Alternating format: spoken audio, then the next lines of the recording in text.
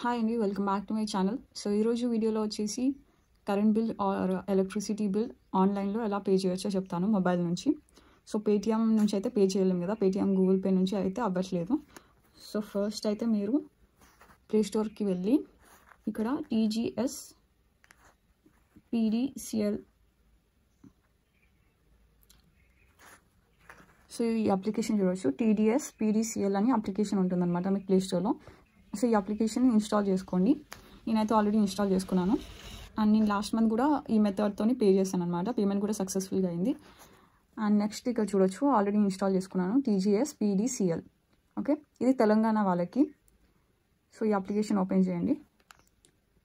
And application open చేసిన తర్వాత మీకు ఫస్ట్ అయితే నేను ఆల్రెడీ రిజిస్టర్ చేసుకున్నాను కాబట్టి నాకు ఇలా చూపిస్తుంది. సో మీరు ఇంకా రిజిస్టర్ చేసుకోకపోతే ఫస్ట్ అయితే మీకు మీ name, mobile number and USC number అడుగుతుంది. యూఎస్సీ నంబర్ అనేది మీ ఎలక్ట్రిసిటీ బిల్ పైన ఉంటుంది. సో అది ఎంటర్ చేసిన తర్వాత మీ మొబైల్ నెంబర్కి ఒక ఓటీపీ అనేది వస్తుంది. సో ఆ ఓటీపీ ఎంటర్ చేసిన తర్వాత మీకు పేజ్ ఇలా ఓపెన్ అవుతుంది. సో నేను ఆల్రెడీ బిల్ పే చేశాను లాస్ట్ మంత్ అండ్ ఇప్పుడు ఆగస్ట్ది పే చేస్తున్నాను. సో ఇక్కడ పే బిల్ అని ఉంది కదా, దీనిపైన క్లిక్ చేయండి. దీనిపైన క్లిక్ చేసిన తర్వాత ఇక్కడ మీ name, USN number or USC number చూపిస్తుంది అండ్ అడ్రస్ కూడా ఇక్కడ డిస్ప్లే అవుతుంది అనమాట. అండ్ ఇక్కడ మీరు ఇది ఉంది కదా, ఇక్కడ దీనిపైన క్లిక్ చేయండి. నెక్స్ట్ ఇక్కడ మీ డీటెయిల్స్ చూపిస్తుంది, address and bill date, due date అని చూపిస్తుంది. ఇక్కడ మీ మెయిల్ ఐడి ఇవ్వాలి కంపల్సరీ.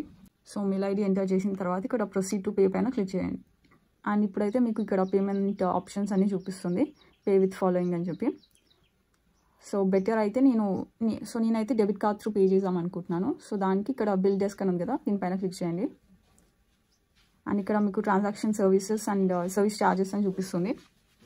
సో నెట్ బ్యాంకింగ్ అయితే ₹2.35 per transaction. RuPay debit card అయితే నిల్ అనమాట. అండ్ యూపీఐ కూడా నిల్, మనీ ఏం డెబిట్ అవ్వదు, డిడక్ట్ అవ్వదు అనమాట.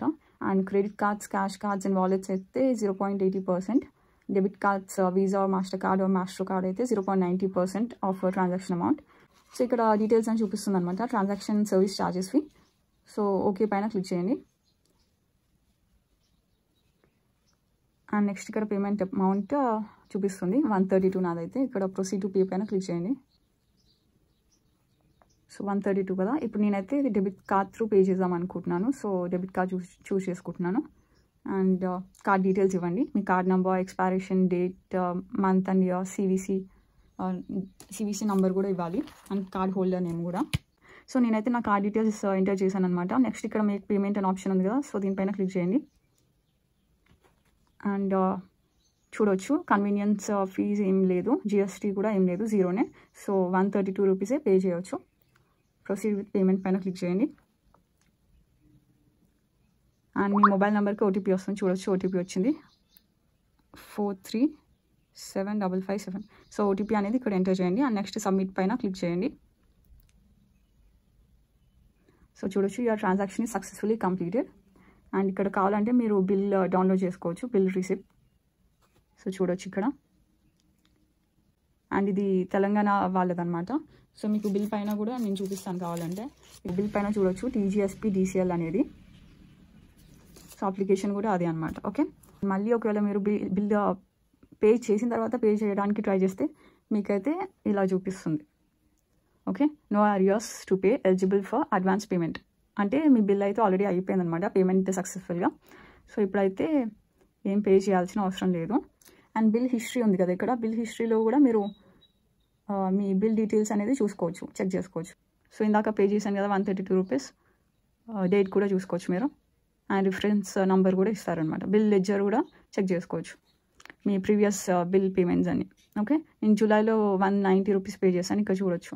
అండ్ బిల్ పేమెంట్ అనేది ఇక్కడ లెడ్జర్లో మీకు ఒక 1 మంత్ తర్వాత అప్డేట్ అవుతుంది. సో సపోజ్ ఈ మంత్ పే చేసాం కదా, సో ఈ బిల్ అనేది next month 4th or 5th అలా అప్డేట్ అవుతుంది మనకి అప్లికేషన్లో.